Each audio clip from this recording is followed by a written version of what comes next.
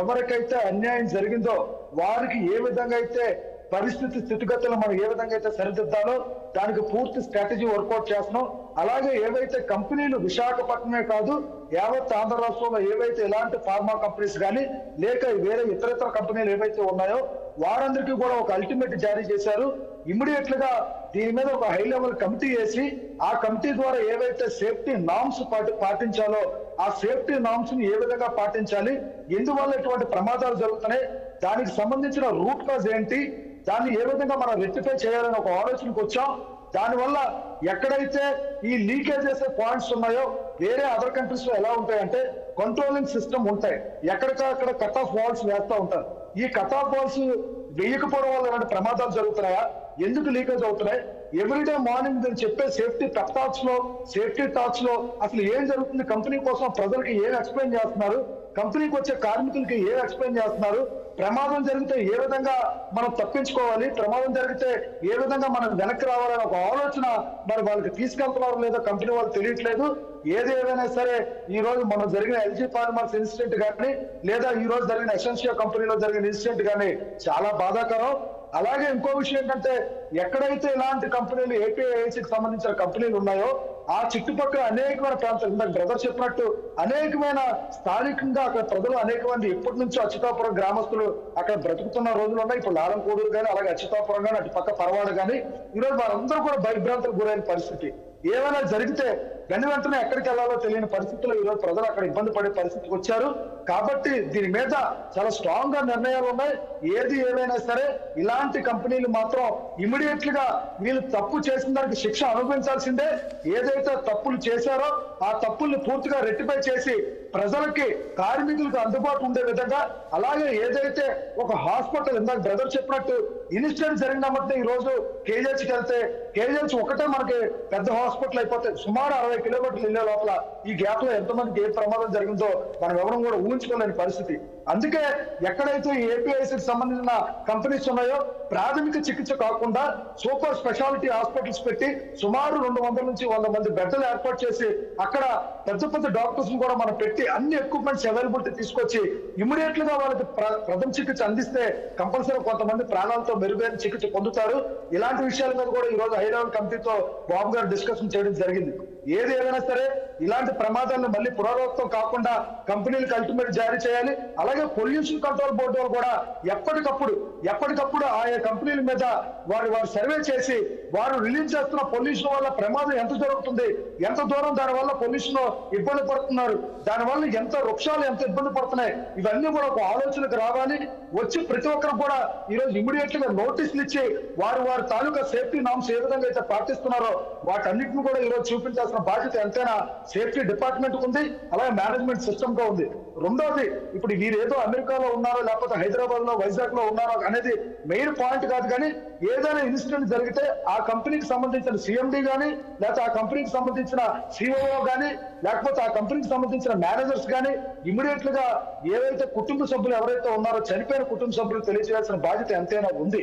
ఎందుకంటే ఈరోజు ఇన్సిడెంట్ జరిగి సుమారు మధ్యాహ్నం 1 గంట జరిగి రాత్రి 1 గంట వరకు కూడా మరి వారు చనిపోయిన కుటుంబాలకు తెలియజేయకపోతే ఈరోజు కుటుంబాలు సైతం కూడా ఈరోజు గేట్ల ముందుకు వచ్చి ధర్నాలు చేసిన పరిస్థితి ఈరోజు అచ్యుతాపురంలో చూసాం. కాబట్టి ఈరోజు కంపెనీలందరికీ స్ట్రాంగ్ గా వార్నింగ్ ఇస్తున్నాం.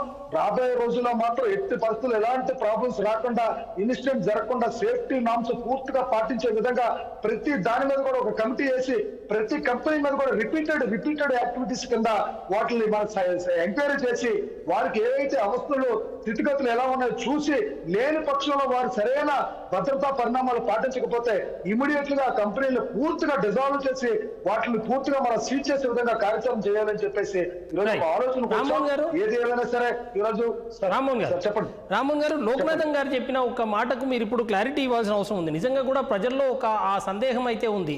నిన్న స్వయాన హోంమంత్రి గారు అక్కడికి వెళ్ళి అక్కడ నుంచి ఫోన్ చేస్తే ఆ మేనేజ్మెంట్ రెస్పాండ్ అవ్వలేదు. ఇవాళ స్వయాన ముఖ్యమంత్రి గారు అక్కడికి వచ్చి అక్కడ బాధితులను పరామర్శించి సీన్ పోయి అక్కడ పర్యవేక్షిస్తే అక్కడికి వాళ్ళు రాలేదు. ముఖ్యమంత్రి గారు ప్రెస్ కాన్ఫరెన్స్లోనే డైరెక్ట్గా చెప్పిన పరిస్థితి, ఇప్పటి వరకు కూడా మేనేజ్మెంట్ మా కంట్రోల్లోకి రాలేదు, ఇవాళ మనకు రాష్ట్రంలో ఉన్న అధికారులకు ఎవరికి కూడా వాళ్ళు టచ్లోకి రాలేదు అని చెప్పి. అంటే వీళ్ళ బరితెగింపు రేపు ఖచ్చితంగా మేము ఎవరినైనా ఏ స్థాయి వ్యక్తులనైనా మేము మేనేజ్ చేయగలమనే ఒక బరితెగింపు కంపెనీల దగ్గర ఉంటుంది అనే ఒక అభిప్రాయం లోకనాథన్ గారు చెప్పారు. నిజంగా ప్రజల్లో కూడా అటువంటి అభిప్రాయం ఉంటుందని మీరేం చెప్తారు? అవును సార్, ఖచ్చితంగా అండి. ఈ రోజు రాజకీయాలకు అతీతంగా మాట్లాడుకోవాలి సార్. ఈ రోజు ప్రతిపక్షంలో ఉన్న పార్టీలు వచ్చి ఇప్పుడున్న పాలపక్షం మనం ఏదో విమర్శించామని కాదు, కానీ ఏదైనా ఒక ఇన్సిడెంట్ జరిగేటప్పుడు ఆ కంపెనీకి సంబంధించిన వ్యక్తులు అందుబాటులో లేకపోతే ఈ రోజు ఇలాంటి పరిస్థితి అవుతుంది. ఈ రోజు ఎల్జీ ఫార్మర్స్ తీసుకున్న సార్ సేమ్ ఇన్సిడెంట్ ఒకప్పుడు రిపీట్ అయింది. ఇలాంటి పరిస్థితి ఇదే కాదు సార్. ఈ రోజు రాష్ట్రం, మన ఆంధ్ర రాష్ట్రమే కాదు, అటు పక్క తెలంగాణలో కూడా ఇదే పరిస్థితి ఏర్పడుతుంది. ఈ రోజు కంపెనీకి సంబంధించిన మేనేజ్మెంట్ ఒక కోటా ఏదైతే ఏర్పాటు చేశారో ఆ మేనేజ్మెంట్ కి సంబంధించిన మేనేజర్స్ కానీ, ఏదైతే ఇందాక చెప్పినట్టు సిఓస్ కానీ, వారందరూ ముందు అందుబాటులోకి రావాలి. ఇప్పుడు సయానా ఇప్పుడు ఎండి మేనేజింగ్ డైరెక్టర్ ఎక్కడో ఉండొచ్చు, అది మనకు సంబంధం లేదు. బట్ కానీ ఎక్కడున్నా సరే ఇలాంటి ప్రమాదం జరిగినప్పుడు పూర్తి బాధ్యత యాజమాన్యం తీసుకోవాలని పక్షంలో యాజమాన్యం వైద్యులు క్లియర్ లో కనబడుతుంది.